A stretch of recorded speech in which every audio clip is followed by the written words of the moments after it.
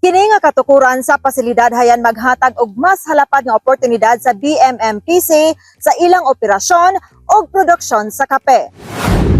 Gisiguro ni Governor Rogelio Nilpi Roque ang suporta sa Provincial Government of Bukidnon ngadto sa mga mag-uuma sa kape sa lalawigan atol sa gipahigayon nga turnover ceremony sa Green Coffee Beans Processing and Marketing sa Bayanihan Millennium Multipurpose Cooperative kon BMMPC Agosto 11, 2025 sa Barangay Pigtauranan, Pangantukan, Bukidnon. Congratulations sa ato ang Bayanihan Millennium. So, wapo ninyo ngalan kay Millennium. So, dili na ni siya nga cooperative kapag 10 years lang, na mga palong na, mawala na. So, inyo yung inganlan ng millennium. No? So, pasabot 100 years. 100 years yung dili pa siya mapalong. Muna ko, pagid siya. So, excited kay ko, kamo isa sa ato ang nauna na hub sa atong coffee roadmap. No? Papaka na to din siya ng area. And then, mag-upgrade na tagpuhon sa ato ang mga equipment para na good, gwapo yun ang quality sa itong kape. Kaya kung gwapo ang quality sa kape, mahal ang kape. Kaya gwapo sa kape, wala siya, ABC ba?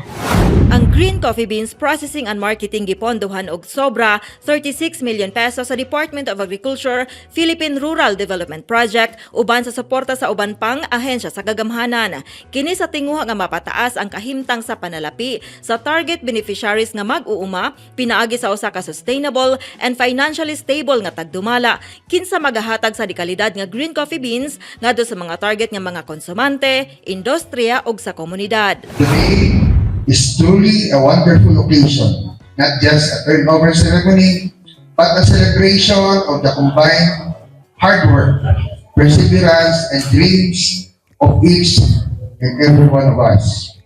This Green Coffee Beans Processing and Marketing Enterprise sub-project is the result of genuine cooperation from the initiative of our farmers, the support of our provincial local government, and the assistance of the Department of Agriculture through the Philippine Rural Development Project or PRDP.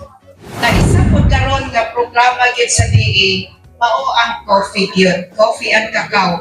Daghan na kay nakaadto sa farm ni Finca de Garces sa Bayanihan Millennium tungod po sa mga ato ang mga promotion of equality nga kanang competition.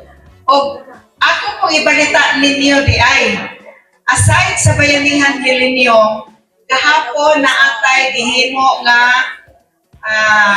project advisory board nga review sa ato ang sub-project under MIAGP. Nga ang atong priority nga tabangan ang mga IPs nato nga kaigsuonan. So dinhi sa Bukidnon, naatay IP nga proponent group ang kaning inhanding. Diya sa Dalwangan, Balay-Balay, Bukidnon, Balay-Balay City ang Daragoyan. So kahapon, nag-defend sila sa ilang sub-project on coffee gihapon, coffee production and processing. O na-approve sa ARPA ang proposal. So another na po na milestone sa Bukidnon. Ang sobra 36 million pesos nga pondo gilangkuban sa processing facility, hauling track, various processing equipment, raw materials ug site development and pre-operation. Sa kasamtangan, aduna kini 522 farmer beneficiaries nga nagaproduce sa commercial robusta, premium robusta, commercial tipika, commercial katimor, specialty arabica, tipika ug katimor. Dako gyud kay nagikatabang diha sa pag-improve sa quality sa among kape. Og ingon man usab makadasig kini sa among mga mag-uuma sa pagdugang paugtanom kay aduna nay gwapo nga processing area nga mabutangan sa among mga kape.